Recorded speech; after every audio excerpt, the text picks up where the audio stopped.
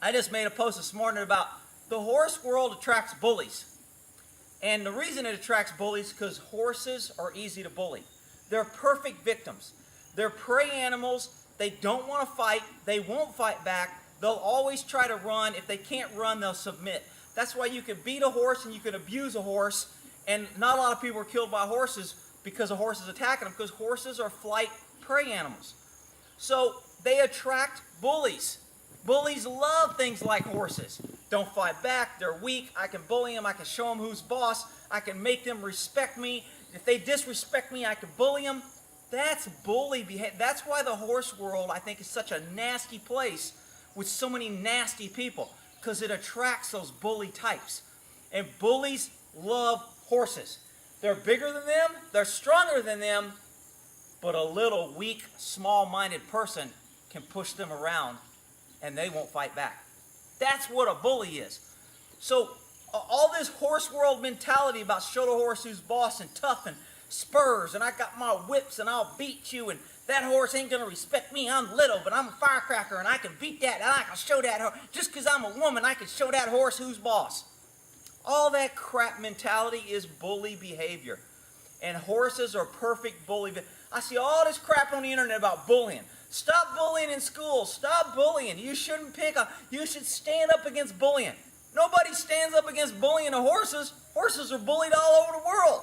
Nobody stands up. Everybody wants to protect the poor kid from bullying. Nobody wants to protect the poor horse. And that's why your barns are such vicious, vile, mean places. You get a group of bullies, so they don't pick on other bullies that'll fight back, but they pick on new people. People that don't understand. People that are there for their horse, not necessarily to get in conflicts with everybody. That makes you a victim. You're a victim looking for a place to happen because you won't fight back.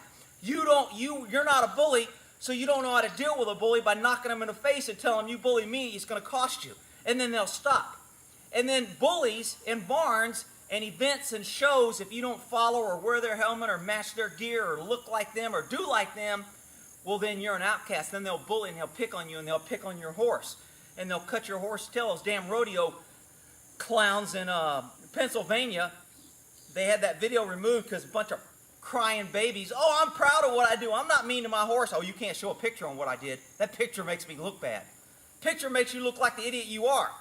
So all those Pennsylvania bullies and stuff want to cry and whine and cause all these problems. I forgot where I was going because I was talking about those idiots. So anyway, let me try to get back on Mr. T and bullying. Softness and calm horses is because you're calm. Hard hands make hard horses. Soft hands make soft horses.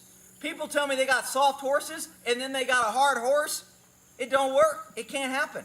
If you have a soft hands, you're going to have a soft horse. You cannot have soft hands and have a hard horse. It won't happen. The horse has nothing to fight against. And you can't explain that to most people because it's beyond their gray matter concept, because they're too busy wearing the 3 helmets to protect the gray matter that they don't use.